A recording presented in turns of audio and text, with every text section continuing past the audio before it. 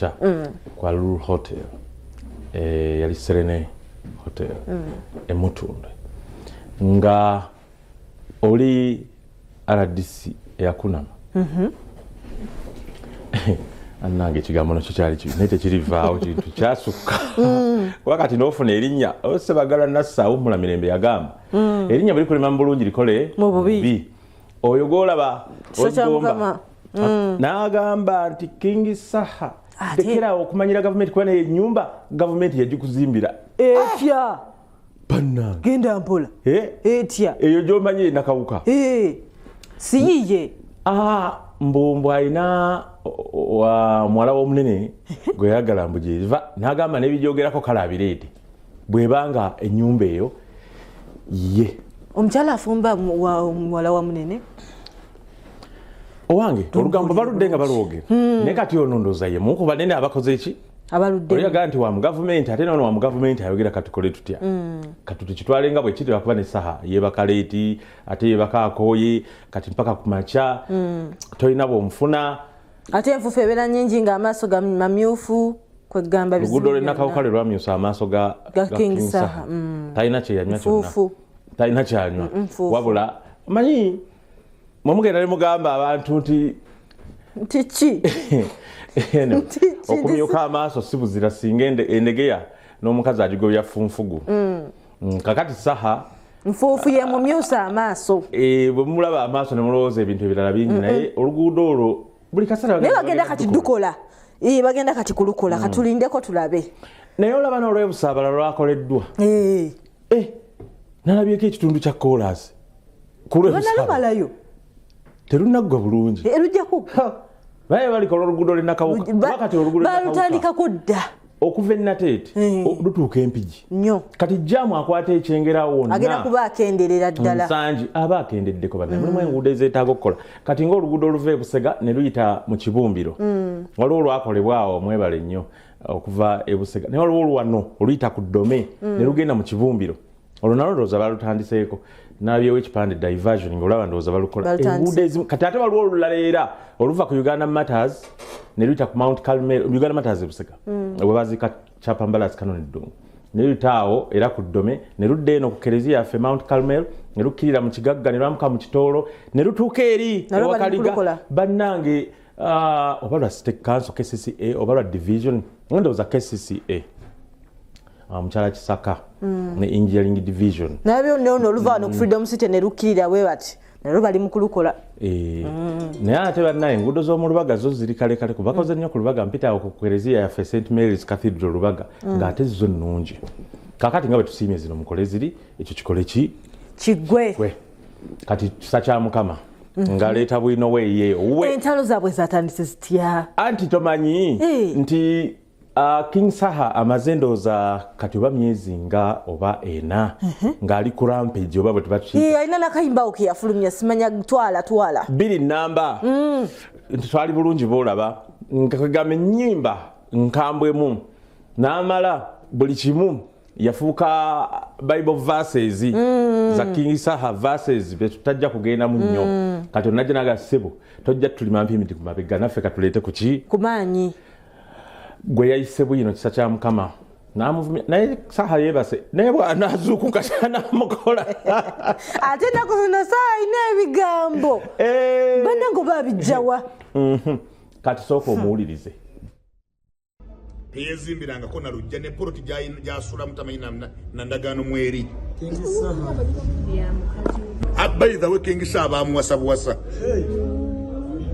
saagala kugenda wala ebyo tubyogera kubanga King Saha tusooka ntumanyiira nze ne mukwano gwa Hassan Ndugga wa opposition abayimbi bangi aba opposition abawagira Bobi Wine nga gwe bakkiririzaamu naye King Saha bw'anaaba nti ayagala kukozesa platform yamanyire gavumenti ayitewo King Saha tajja kumanyira gavumenti tusirika era tukimanyi King Saha tasobola kubeera emupi nga tusazeewo era aleke kumanyira muzeeyi bw'ajja kukozesa platform bannakyaggwe baagala kwesimbawo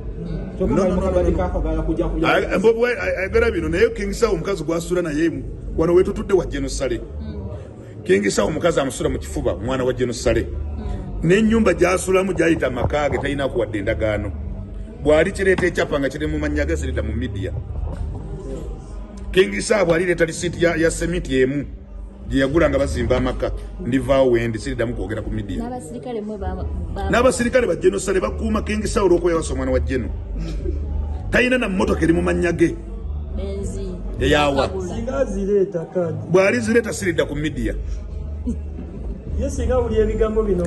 nze njagala tugende ku TV 1 njagala TV zituyite ne King Saha tweyabye 1 bw'aba ayagala gaali ffenna eggaali tuzirina King Saha talina gaali gyansinga bwe gaba amagye ffenna tuyina amagye nnyina ne King Saha ayina anze katuwuliriza olutalo olwange bino yadde amanyira simanya kali kagundi kano keyadde ataakinga akubaavu naye King Saha nze njagala muwa endagaano 2 agenda aleeta endagaano y'amaka mwasula oba alaga ekyapa kyayo emmotoka King Saha asulagula Primo asulagula Benz. Sobadde okyanyumiza nti Kojja Kimbo yakoze atya? Ate nga twatuuse ku Kojja Kimbo gwe kyabadde ku Federation kiweddeyo kati biri kisa kya Mukama byayogedde kati awo abayimbi nga bayiwa ku stage eyabadde mu Federation kati ng'abantu bajja bakulisa Kenzo omugole waffe nga bamuzinira obuzina obukambwe otyo waliwo ebifaananyi kirina kiddala bye Katrina abuuza Fiona wange omuleseewa tebaddemu ne banku ate nekyo nakyo tebaddemu ne bankuba busu oyo Kenzo kaakati n'abalala basewasewa abantu nga bamukulisa okuwasa mu lutongole wadde emikolo teginnaggwayo tugenda the road to Nebbi is just starting waliwo wamawulire oyo si wamawulire mukubi wa bifaananyi naye oyo omwana ayagala empere bannange simanyi oba emikolo gyagendako akuba ebifaananyi naye n'enzinaye yampere n'enkulaye yampere kuba bannange kanjala otunulire mu magulu wano mpere naye ebifaananyi byo byabagenza okuba abikuba kuba buli mukolo gwabeera kabeera ku mpere zinaago Stamina 2010 ogalegeera amagulu geego gampere kituufu nga tetunnatuuka eyo katusooke endowooza kale naye alina girlfriend amulwanira katusooke tulabe endowooza omukulu ono ng'agamba naye kati lwagenda mu Kivulu Nyamutoolo Fiona mukyala we omupya alina omuwerekera ate n'ekyokubiri amuteekako abakuumi abali awo bali abakuuma Nyamutoolo nga minisita owebyobugagga ebyomundala Minister of State for Energy and Mineral Development wabeerawo abo abakuuma abapoliisi abambala ebya bbulu nga kuliko VIP police naye ate amuteekako n'ababe bakanyama kati namuteekako n'abaleeya alina lingi bonna bakuma muntu omu kibulaba bwe yagenda eri mu West oba yali Ntungamo gye baali bamukubira ebyasi bali abaseculiko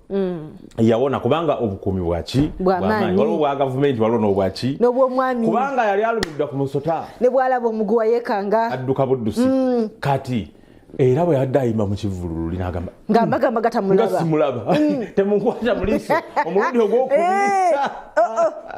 ate bamukwata mangu mu liiso ebiseera byonna naye kati ennaku zino yayinza okwebereramu kati alina bye yatereezezzaamu omuli tolwawo ojjukira weri yalwawo nnyo nti muyembe ate kati laba mu Serena oyo alina Ekivulu Rema Kenzo nagala okujja stage naga gundi first make it official olyoka ojja otegedde ti ono omukyala mwami Rema ojjangaani nasimbawo ekiti kaakati katusooke tulaba kati yabyanguyiza katusooke tulabe ng'alumiriza okumukuumira mukyala we era tebamukwata muki mu maaso. Where is my baby? Why are you not winning Nyamutoolo? Where is she? Where is she? Where is Fiona? Where is Fernando? Dayo ja. Nakuwa dogo ni mongo kona kama mvai. God protect you. Abaida imani za kudamle bako kama this. Abaida imani za kudamle bako kama this. Nothing.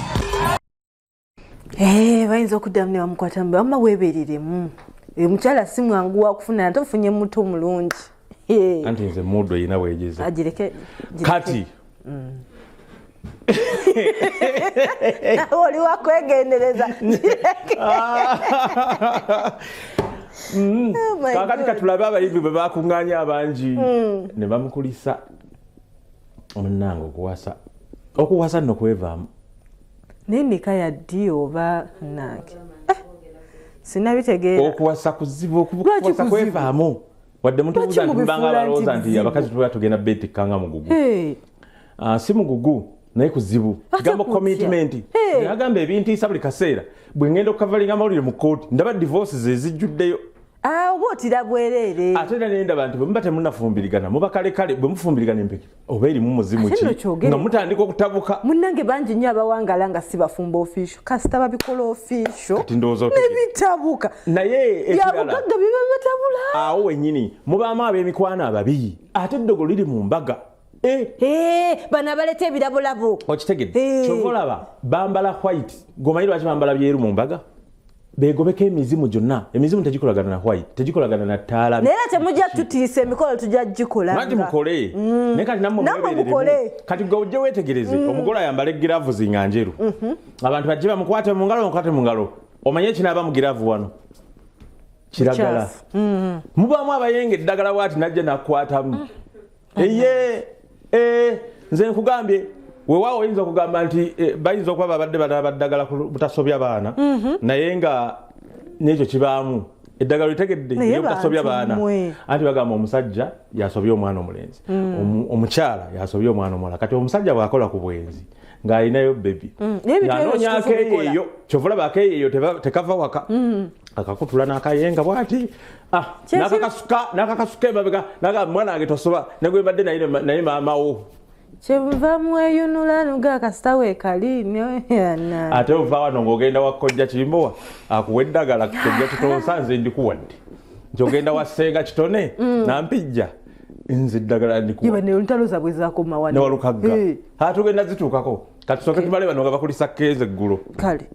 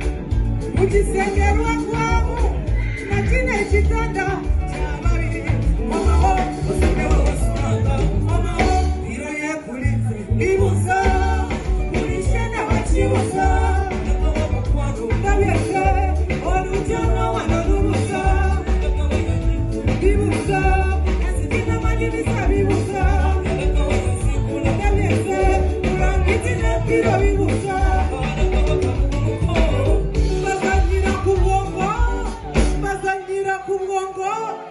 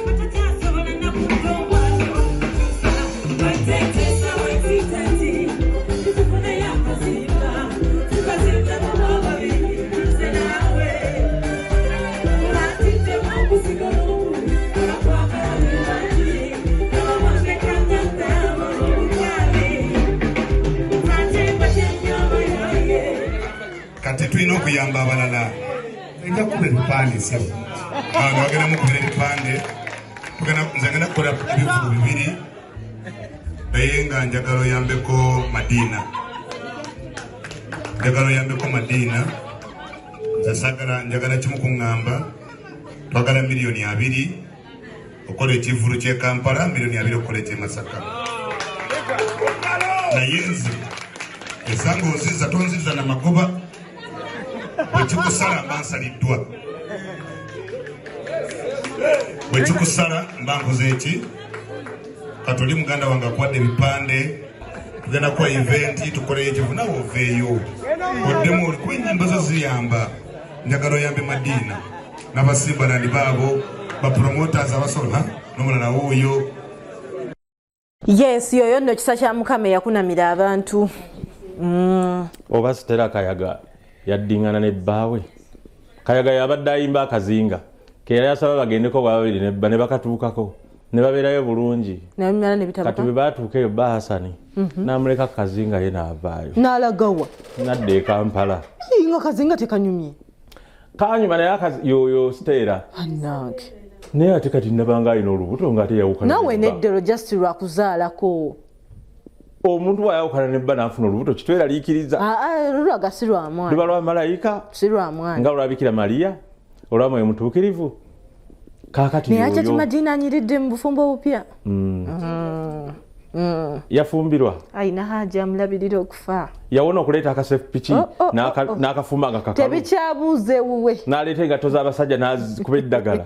Omwana yagala obufumbo ono naye buba bwamulema ku pasita yiga abizaayo. naye bannange kaakati tudde ku Nakayaga Stella yajja okusoboka ono tumuleke kale anti pasita ye tumuleke omulemi yayimbe muganda wange yiga owengabi munnange nekyo mbadde ngamba badde muwa credit nti pasita teyalemwanga era tetulimwerabira ne banaatunda ettaka lye kuba kali baalitunda baalekawo we yaziikibwa naye era tetujja kumwerabira so nga yaziikibwawo alikuume naliwo ng'alaama ng'alikuuma atya ettaka olyebakira n'olikuuma tewabaayo by'okuuma naawe lwakuba babaziikulamu ennaku zino tewabaayo by'okuuma kuba kwegiriisa bwegiriisa kati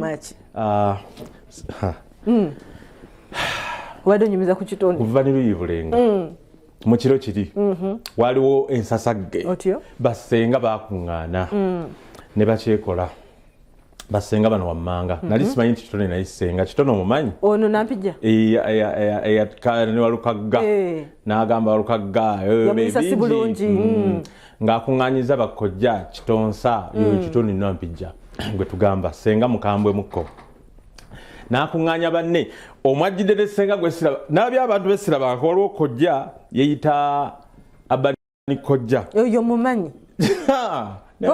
oyo mumanyi tasosodde buviiri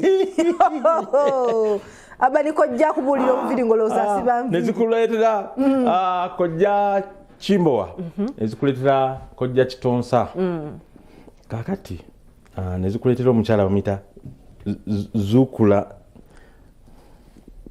Zikula Nangalo otyo Zikula Nangalo Najjuuko nemubuuza enki naye kye namwagaddeko yayimbye oluyimba luli nze nzikyeka nzitegedde lwe nakulanjagala ennyo oliwa kozi ndikugambye nati nze nderabidde Duncan nkutumidde bwe bamu ku baddankani be babaddeyo eno lw'abasajja abakodo abasajja abakodo bantama omusajja omukodo yantama kuba akumalako ekkwano ekira nkyerabidde sirumanyi manyi taito toŋŋamba okuyimbirako balowooza olina oba omwami kumbe olina kisajjasajja atta n'emikisa gyo gojja kulira buli omu alumanyi wano buli omu atulaba okujjawo nga bakuzadde jjo naye ono Najjuuko ono Zikula Nangalo yaluyimba naye nga si yaluyimba yaddaddamu buzimanyi yadda luyimba ne kojja Kimbowa Kimbowa ono baakola mulimu ky'omuntu oba yali muyimbi naye buli wamu agwawo Judy katugamba akola atya yali muyimbi ng'ayimbirawa ne bigaana nti weba mujjira mu kyalo mbu yali muyimbi ayinza n'okuba yagendako ne Rebecca Jingo nimwe mumanyi Rebecca Jingo yaleeta kkojja Kimbo wawe Kampala ndikidde kati mbigasse kati byajjira ku bimotoka bayita ifa mubudde buli ifa double diff ogimanyi nga bwe weeraba anti buli muntu yanywamu amazzi anti gwe double diff togimanyi ye muntu omugumu nga yanywa amazzi kati munnange ne batuuka e Kampala namutwalako mu Diamond yakato ndowooza Kimbo ne bamugobayo ng'okuyimba kuganya kwewuliriza akayimba kano kenjagala walayi it's a good song ne bwe baluyimbye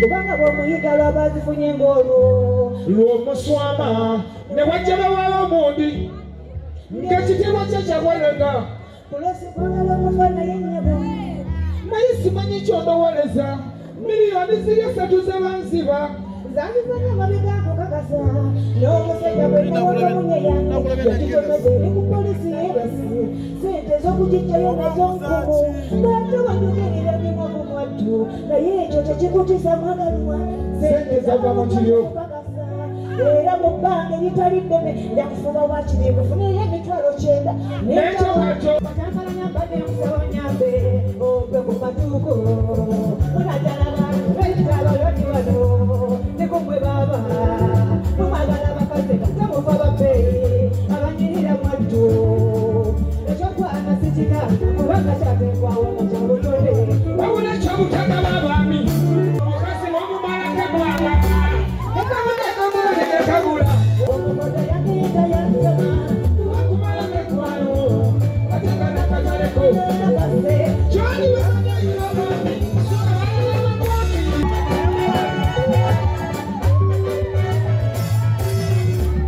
bannange bampadde eddakiika 4 zokka nsiibule mbadde mbakubiriza ekintu kimu twewale nnyo ebintu ebyo nti obulamu bwe bwa mu movinzi bumuvinga kubanga kyonoona tutweke kitwala tino ki ojja kubeera ne Kimbo wanze manye muno bikingende kala katompite Robert amazima ga Katonda kabaka weddemu kati tubijjemuuko okusaagirira nti olize mbandowooza nnyo ku Florence ate ndi ne Amina Dankani mu mazima ga Katonda muggulu bw'oba osazewo nti obwongo bwo bumuvinge kino kituwe ekyokuyiga nti obwongo bwasa bumuvinga ne bulinnya ekigere bwe ppama ngenda kufa okulaba nga nkwatirako okoko mwannyinaze ono nze mulina nampijja kuba mwannyinaze so ku lw'obulungi bw'abaana obutatwala nnyo budde ne mwannyinaze nyabo neetuseeyo emitwalo 8 kweyanza nnyo kojja era emitwalo 8 giigino nyabo osobola okgibala n'okonfaminga njagala kya sukulu somero tojja kumbikira munaza ate mama okimanya omusajja wange takyampa mmere bye sibyagala naye bw'abanga oga tukwatireko omwana n'ekintu ekyannemutegeera lwaki basenga bano bo tebabeera bafumbo nange kyannemutegeera kubanga senga nantume yaŋŋamba omusajja we yadduka mu kabanga katono ate nga bebalaga nti bebabuulirira bye tulina okubeerako owasenga Amida yadduka mankabanga kanene munenemu naye era kaali yanamaana adduka naye senga kulanama muli ku nkola yadduwaza ise n'azaala yafunye yafuusa ne Nakawere era ndowooza wakusatu senga kulanama mwani yazadde mwani bannange Jumba wo wabula yatumenyera omusalaba Jumba wankola bubi nali mwagala nnyo omusalaba gwa Mukama waffe Yesu Kristo n'ogumenya nga tuziika baby Deo katulabe senga kitone agamba yasonyiwa Walukagga n'amukwasa Katonda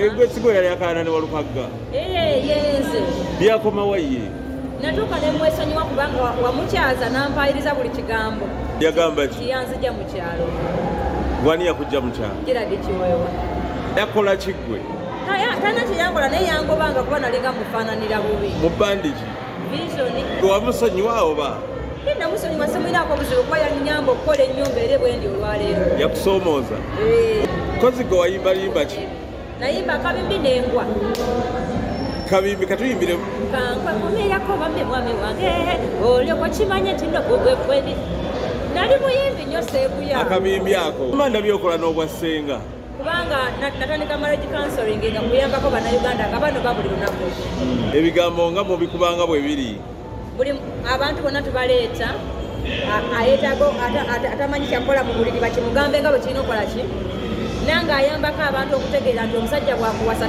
tereza embeera ze eza bulijjo kuba byewamuwadde yabisiimye kyava akukoze eki tomufuma tomuboggolera nze badde manyisenga Justin Nantume era gyali mwagala nnyo kati yasomesa nnyo ensonga z'ekisenge awo gw'osomesa ki embeera z'obuntu mu maka g'abantu okubeera omuntu yes mu maka ga bbaawo kati nze bwe nzija osomesa ebyekisenge goga tobisobola era nkuyitira saala ne mukukwasa nti ono mukoleko ku nsonga z'ekisenge awo ng'otya kuwemula no teri musajja awasa muntu gwatanyumiddwa kitegeeza watuukira okukuwasa nga tatandikidde ku ggulu abakkiriza nti byolina byayagala bibeere mu nnyumba ye naye zino embeera za bulijjo seebuya ze zitwawukanya mu maka sibitegedde nno mbinnyonnyole bulungi owasa omukyala nga mukkanja bulungi ne bukya ku makya nga omufuunula yeefundika ayomba nnyo akompuleyininga ku buli kimu tagambwako kuva ku ki kumwagala nnyo oluusi oba ogalabanga akuyamba you get my point kati tutenyamba omuntu abeere mu nnyumba yafunireyo emiti emirembe oba ennaku zino abasajja babonaabolera mu maka abakazi bakuba abasajja balina okubakuba lwa nsonga omusajja bulwosuula obusajja bwo fe batwagala naye tetwemalira mu nnyo eva tubeera mu transit katikola kyotekedde okukola ng'omwami njagala n'ekitiibwa ky'obwami okikola ki bwe mukyeyambula ne mwemalamu nnyo nga mulinga abagamba nti mwe musoose owasa kukuna omulembe mwe mutononedde abakazi amagezi mu bigambo okusebuya agamba nti mu nnyumba yange kino sikyagalamu anti bwe mugamba ebyo nga gamanyina olugezigezi kitegeeza we yaba yakuwasa omusajja yaba ne komandi mu nnyumba ye bwe bulamu n'abaana boononeka tuddiremu amannya nze naalongo kitone nampija tukubireko yes tukyali mu lugambo naye nga wenjogera essaawa eno tulina omuntu atwegaseeko mu studio zaffe nga ye mwami Richard Kansiime y'omu ku bawuzima njagala yennyonnyoleko bulungi atubule ki ekimulese olunaku olwaleero sebo tusanyusa okulaba kale nnyabo ndi musanyufu bya nsuso okubaako wano ku TV gaggadde mu ggwanga lino erinnya Richard Kansiime Kanyoomoozi nga nze kitunzi w'amazzi agayitibwa Uzima Natural Mineral Water nga amazzi gano gakolebwa abaana bammwe abasirikale oba bayite aba UPDF nga amazzi gano gakolerwa wali ku lusozi gasengejeddwa wali ku lusozi Ekakiri oba awali First Division nga amazzi gano gali wansi wa National Enterprise Corporation nga kyekitongole ekya government ekikolera wansi wa Ministry of Defence and Veteran Affairs ekyakkirizibwa constitution okukola ebyobusuubuzi oba okwenyigira mu byobusuubuzi ebyettunzi n'ebyamaguzi okukola ku magoba nze no munnange olwalabye erinnya Uzima neŋŋamba bagano ga Abaswayiri nga ndaba erinnya liri Abaswayiri kumbe gaffe ga wano Uzima kigambo kya Luswayiri naye nga kitegeeza bulamu so bwe tugamba nti Uzima mazzi bwe bulamu tuli basanyufu lya nsuso okuba nti tugenda kwegatta ku Bukedde family wali ekyengera ng'ennaku z'omwezi zigenda kuba 12 Friday ejja wiiki eno gye tugenda weggwa wiiki eri ku Friday tugenda kuba kyengera Bukedde TV program zonna gye zigenda okubeera tusiimye nnyo okubanga mwatwegaseeko tutambule nammwe olunaku olwo n'ensonga ki lwaki mwagambye wano we tulina okubeera bulijjo ngamba twalwawo dda kubanga tuli banda ya Nakalama oli bwe yandigambye kubanga bw'otunuulira Vision Group eri wansi wa government ate bw'otunuulira n'amazzi Uzima Natural Mineral Water kyekimu tukolerera eggwanga lyaffe kulaba nti abazuukulu n'abaliddawo balisanga nga eggwanga lyaffe ddungi nga naffe tuyina kye twateekawo kyova olaba nti twegasse ku mmwe tugamba nti abantu b'ekyengera mwatwagala nnyo era tukimanyi nti mutwagala era ng'ennaku z'omwezi 12 tujja gano amazzi katta nnyonta munywe amazzi muwulire bulungi gano amazzi galina njawulo ki kusinziira ku mazzi agabadde katale mwattu si buli mazzi nti gayitibwa Natural Mineral Water enjawulo eriwo wakati wa uzima natural mineral water abantu bwe batunulira amazzi mu katale balowooza nti buli mazzi natural mineral water naye amazzi gano gasimibwa okuviira ddala mu nsulo ez'obutonde tetuyina kintu kyonna kyetuteekamu okujjako okugasengejja emirundi egisukka mirundi 5 nga tugasengejja gaveemu ekintu kyonna ekyali badde nga kirireeta contamination yonna ate n'ekyomukisa omulungi we tugasima wali ekakiri lusozi era luli mabalama ga kikibuga temulimu pollution oba nakyogera ntya therefore nti amazzi gonna ge tulaba abamu balowooza mineral water naye gano gasengejebwa n'obwegendereza nnyo obw'ekitalo kubanga bw'oba omanye emirimu gya UPDF kuma bantu ba Uganda.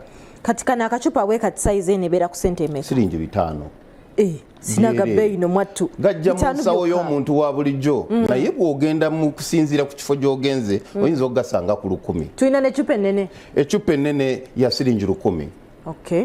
Ennaku zino amazzi bw'ogasumula n'oganywako n'ogatereka enkeera ogenda okuddamu okuganywa nga tesiti yafudde dda kirungo kimwe kye muteekamu ekyenjawulo ku balala n'ogaa nti kino kyekittagali ffe katukyuse tuteekemu kino ekirungo. Bw'oba wasomako ka sayansi akatonotono ffe aba asomako ka primary amazzi gali colorless gali tasteless you know those are the properties ez'amazzi. Therefore amazzi gaffe tegali mu kintu kyonna kye tuteekamu kyenavudde nkugamba abamu balowooza amazzi gonna ge tunywa gabeera mineral water naye bali bagenda oli naafuna amazzi n'ayiwa mu bikulolini n'ateeka mu cupa gwe n'olowooza nti mazzi kumbe atta obuwuka yes kituufu aba abuse naye ne minerals oba ekiriisa ekiri mu mazzi naye ng'akikoze eki akisse kyenvudde nkugamba agaffe masengejje busengejje ng'ate tugasengejja n'obwegendereza kubanga ganywebwa abantu banjawulo okuviira ddala wansi mpaka waggulu.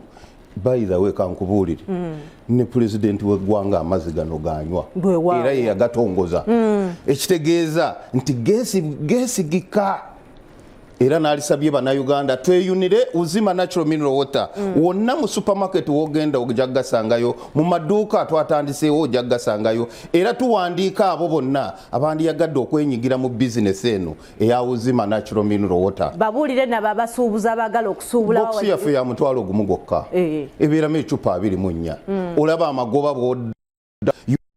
bw'oddabo bajje beewandiise enamba z'essimu ngenda zisoma 0703 888012 eyo ye yange kamwa kwogera then 0392 00082 eyo nga ye namba eri ku mazzi kuno gyogenda okusoma ya office za yes 0392 000 oba 0392 0000271 bw'okuba kweze namba tuba tukufuna butereevu era tusobola kubanga tukutuusaawo amazzi wonna w'oli mu ggwanga. Naye ngera sagala mwerabire ekyengera bagenda kubeerayo ku lunaku luli olwokutaano wiiki eno gye tugenda okuba nga tuyingira ng'eneweddeko bagenda kuba wamu naffe tugenda kuba programs zaffe zonna tuzikwasaganyiza kyengera nga n'abawuzima natural mineral water bagenda kuba gye bali mu bujjuvu. Olina kugamba abantu nga sinnakuta kubeebaza abaabukedde nti mwebale nnyo okubanga mutusembeza ne tufuukira ddala abaana ab'omu nju newankubadde nti tewali binene bye tubawa mpozi n'ekirala okwebaza bakama baffe okuviira ddala ku ministry eri waggulu eya defense okudda ku NEC headquarters mpaka kutuukira ddala ku bakulu abatutwala abawuzima natural mineral water. Yes, kakati njagala kubeera nga mbatwala ewa Musa Semwanga ali wamu ne maama ne taata Abanyamutoro bagenda kubeera nga batubuulira biki bye bazaako ebigenda mu maaso babitegeera bitya. Tugende ewa Musa Semwanga. Barugemwa Property Services tulina poloti amayumba n'ettaka lya farm oba ery'okulimirako ku buli luguudo oluyingira ekibuga Kampala tusangibwa Mityana Road Buloba Kalambi okumanya ebisingawo tukubere ku namba z'essimu z'olaba ku screen. Tuli ku Bukedde TV1 amakya g'olunaku olwaleero nze Musa Semwanga akanyomero bakayita a celebrity breakfast ekyenkya ne celeb abantu ab'enjawulo sinnabakulisaayo mu mwoleso gwa bride and groom abasponsors baffe ninabo omudaala gwe nasinga okwagala ennyo bampa nnyo cocktails ez'obwereere babayita ba perfect events waliwo abakeeka babayita ba classic events ne wabeerawo aba Sparkle Saloon abo bamu ekisige kwegamba mwenna gye twatambulira mu Bride and Groom Expert 15 tweyanza nnyo tweyanzeege abantu ab'enjawulo abajjanga ne banga Ssemwanga tukulaba nnyo tetuva waka nga tetukulabye ku Celebrity Breakfast mwenna mbatumiddeko mu ngeri ey'enjawulo. Olunaku olwaleero tuyina ku set omwami he's a respected man. Recently over the weekend wabaddewo gyenyinza okuyita ceremony oba event eyabadde trending ku internet agiyinamu omukono olw'ensonga ye taata w'omukyalo oyo tugenda kunyumyamu naye olunaku olwaleero naye ngenda kukusaba olwaleero tulimu ekinyanyimbe tugenda mixing oluzungu n'oluganda naye okusingira ddala tugenda yita mu luzungu tulabe Ssemwanga ono fees ze bawangayo yazirya yakola otya. All right, ladies and gentlemen, boss, good morning. Good morning to you. Was my introduction okay? Very fine. Very fine. I pick the words very well. My problem is speaking. Okay. So I understand what you say, but speaking Luganda is a bit a challenge to me. Yeah. How long have you been in Kampala? For quite some time. Quite some time. Quite some time. You've never bothered learning the language? I tried to learn a few. But what happened? But I fear making mistakes. You fear making mistakes in Luganda? One time I spoke Luganda and my friends laughed at me a lot. So since that time, I fear speaking Luganda. Okay, kindly introduce yourself to our viewers. Yeah, my name is Patrick Apechu. I am the father of Nyamutoro Fiona, Honorable Minister. I'm sure that is what you want to hear. Yeah. So I am the father.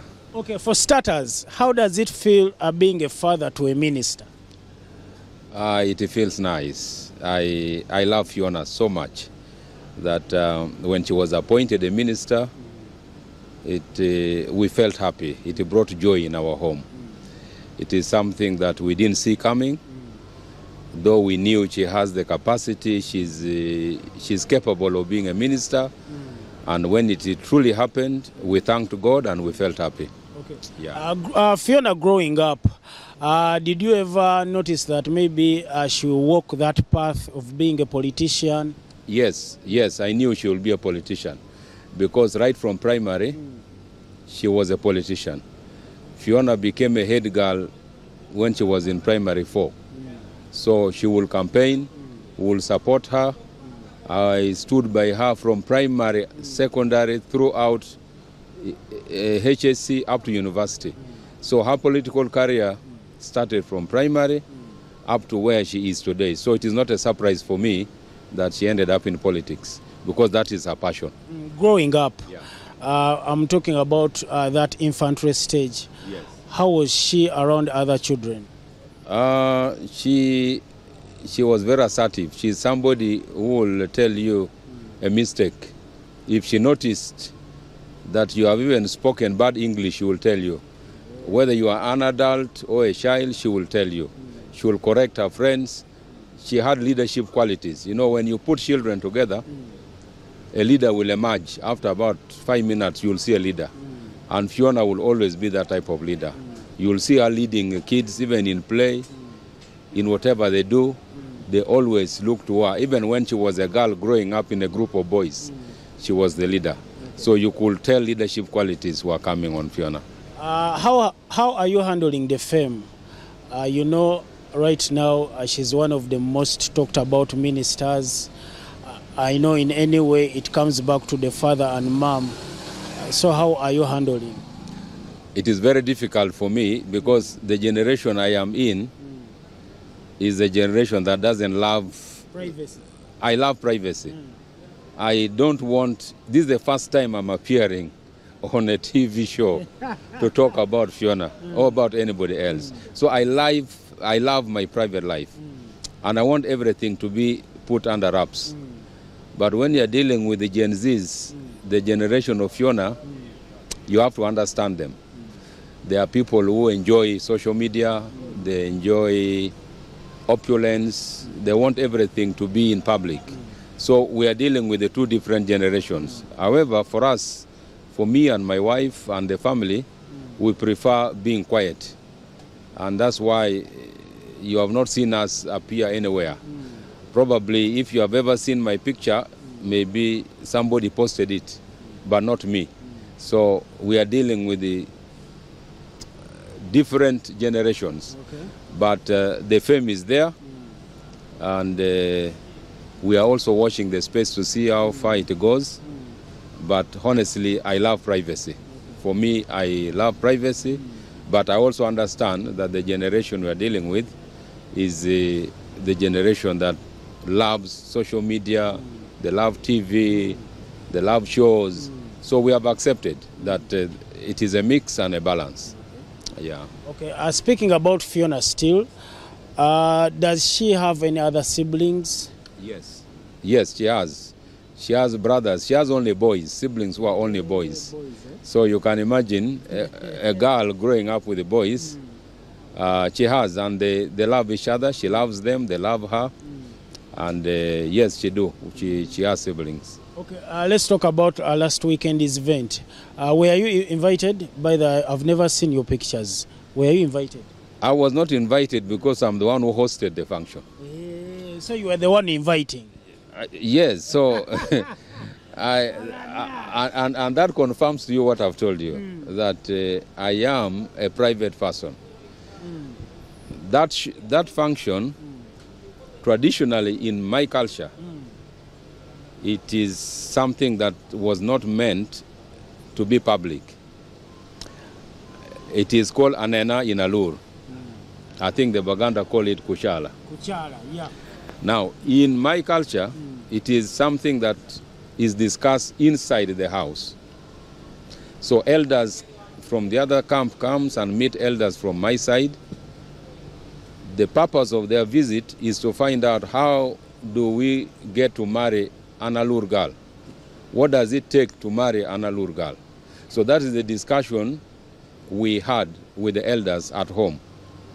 But I've told you, when you're dealing with the generation called Gen Zs, they tell you, okay, daddy, that is fine, that is your function.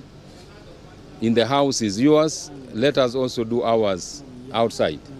So we gave her the opportunity to take her pictures with her boyfriend and do whatever she wanted. So that's what happened. That I'm the one who hosted that function. So whatever you saw was pictures that was leaked from my compound. Yeah. Okay, let's talk about the glitz and glamour still at the same event. How does it feel, or how did it feel? You watching your girl walking down with smiles and laughters and applauds from friends and visitors? How did it feel? It felt very, very nice. We wish her to have a good marriage. When a child grows up, to make decisions. Parents, you cannot decide for who your daughter should marry. They make that decision. They meet their friends. How they meet them is not our business. Our business is to receive the report that she brought home. Fiona had never introduced anybody else to me as a boyfriend. I will wish them to have a very successful marriage, have children, and enjoy their marriage. It is the love they have which is important for me. If that love continues, there's no other thing else I want to look for. But that love they have between them should continue. So let her love Fiona and treat Fiona well. We shall be happy with him. Okay. Yeah. Thank you for your time. It was a pleasure having you around. Thank you for your time one more time. Kale akalanzi tuikomyewo mu lwe wamwe olwa nazzi kuno ntambudde ntya mu Kingere. Ndi bulu Barugemwa Property Services tulina poloti amayumba n'ettaka lya farm. Eyusupidi choliko nange vibe chendimu ongwiro ntomeze mukwano kuba it's a weekend rotating so baby reset njagala mind to refresh yeah. Alright, tukyagenda maaso mukulikeyo mu kayimba ako akabayita weekend. Abaganda bange William Marshall ogamba otya DJ wa kabyo yayagala nnyo Shane agamba Semwanga buli wobeera ku sheeyo tubeerako nina n'abantu abalala be nasanga mu Bride and Groom Expo. Kuliko omukyala Sekatawa Jesse, omwami Sekatawa Jesse n'omukyala Ruth Sekatawa. Muwangalirawo namuŋŋona ku Bawala Kata. Mugamba mwagala nnyo ekyenkya ne Celeb at the Celebrity Breakfast. Nina abagayi bange ababooda abasirikale ab'enjawulo aba SFC baagala nnyo sheeno kw'ossa ne muganda wange aba CMI. Ndowooza owulira ebitongole bye tukolagana nabyo, high profile bitongole. Kale, moving on with the show, ladies and gentlemen. Ku set ndinako omukyala. Bwe boogera n'abakyala bakakkanamu.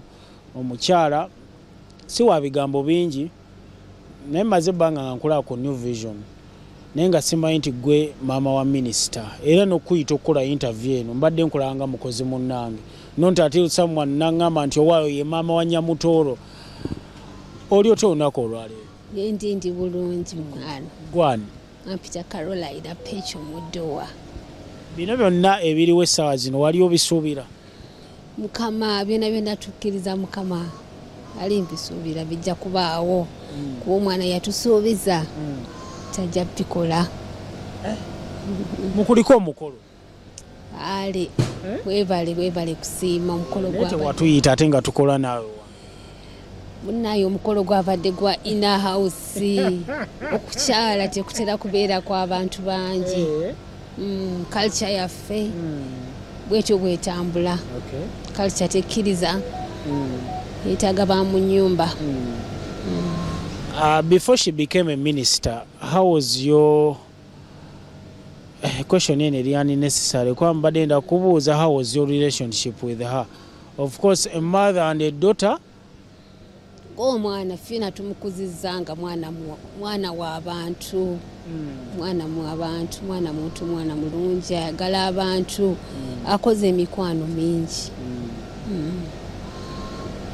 Okay, kati minister we yali asoma mwali mwagala asoma afuuke ki? Fiona yakulanga ayagala abeere lawyer mu kusoma kwe kwonna. Naye nga ne youth politics oba yakula prefect byonna bikoze okuvanga mwana muto. Tewali kyatakoze.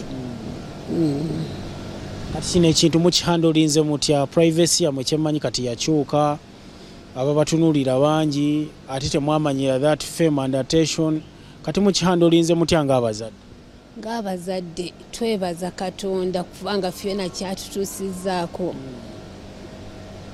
Kati mu bantu naffe tuyitibwa bantu baki? Ab'ekitiibwa. Abazadde minisita, abalese minisita waggulu. Era twebaza Fiona okututuusa ku mutindo guno. Twebaza n'omwami waffe Eddie ng'omukolo omuwala mwana waffe. You're happy? We are very happy as parents.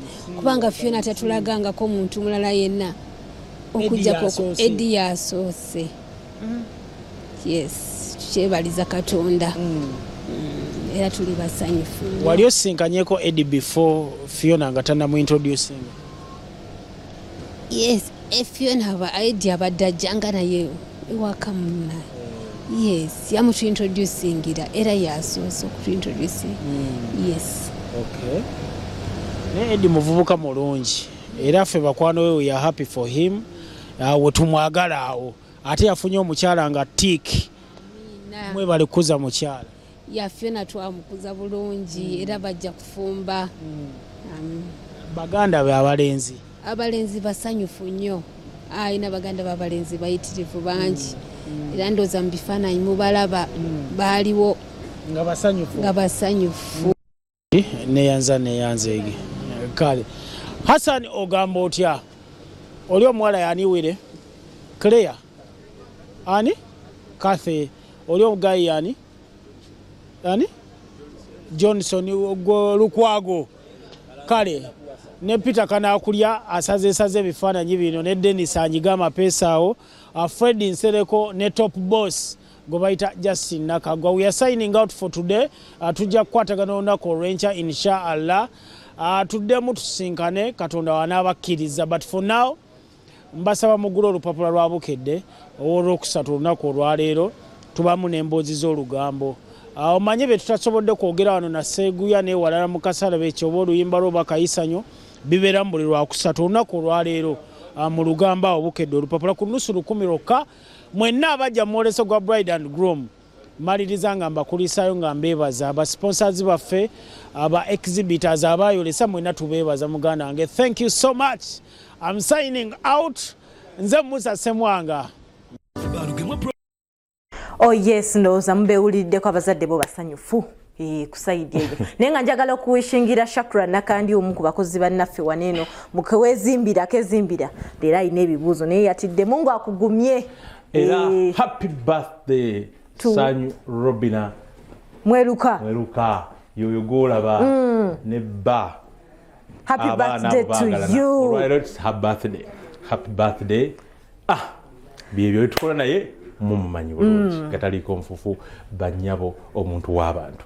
Ate era matumidde nnyo abatulaba ebweru naddala United States of America. Tumidde nnyo omukulu bamuyita Lambert Etbot, president wa UNA ali Washington DC ategeka UNA convention Gaylord Hotel 29 mpaka 2nd. Okay, yes, katubasibule.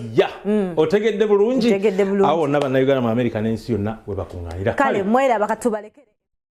Yes, ari ku Buganda TV amanya yenze MC Maswanku kulamusako nkoza lumejo tusake ngono mugana wange yenze MC Maswanku wa Kisindo Goma nga 10 gwa manana dana paka baloba yenze MC Maswanku muri muteye mwena Nairobi cyusemu ndiyero bayitayo gaba ku mazzi ogena kulira embozi za bonde zibere ne gaba mama njabo ndi ku mazzi gaba jezira mugana wange ali mukundaba bango ali ku Buganda TV omuntu wa bulijjo abachala bali eno bali mukulya kamere nemba na kino usizenu abachala batuna byanyanya naye nabo babiriya senga bannange uliyo tenye bukibale ko nyawo bulungi obulamu bugamba buti tuli luddawa tuli gaba ku mazzi tuli mugaba bana boda ngaba liwono baba kubagalasi tubawe emirimu ne batwala emmere gye tuba bana boda beno ku mazzi obamanyi balina muzeeki tewali gwe senga sibakuwadde enguzi jangu sejangu balina laavu kale ali ku Buganda TV bango tula mugana wange ndigaba anko chechiri obula mugana ndikiriya nze maswangu ya man ne mwana otegeredde wanga nakasala ko nga bulijjo kitegeera mu kinyanya wali wonna otegeera mu kinyanya okinyanya kitegeera gwan suna ben so ekinyanya kitegeera mwenye okusimba kagere jangu gwe ali ku Buganda TV andulaba ndigaba ku mazi gwe simba magera simba kagere Chikube Nenga bishigwe ja Mauli chaga beno ku mazi museko mauli chaga mauli chanyanja choka chanyanja choka banga abavubi b'ennyanja obamanyi kochi bibire byo kunaba muno bo babiva kuna byo bireke bireke tebanaba tebanabira ddala kuzo musajja wama munaba lo lwaki tebanaba golo bagamba nti akageri ke basiba mazzi jukira beeyisaayisaakeyo nga bali ku mazzi batyo tebanabira ddala banabira mu maato kasaayisaayisako bwati buli kimu kiba kiwedde ate nga mazzi gaba ga bwerere mazzi ga bwerere ate kale amazzi gaba mangi balinaabyo kasaayisaayisako akawunyawunya kaba kagenze okitegeera ab'oku mwalo bebyokunaba babireke banabira ddala ate okwoza muganda wange banyikanyikamu era nga we bibeera okitegeera bakola ki banyikanyikamu nga we biba jasi banyikamu bunyisi akageri amazzi kebaba mangi ate tabanakoza yamaani uli otya kitambula bulungi nnyo omukyalo oyina mukyala balya nnyo nabaleka kuba kakati muganda wange mukumwalo tumuwasambu kati ebyennyanja bibeera mu kyennyanja omuweeyo eriire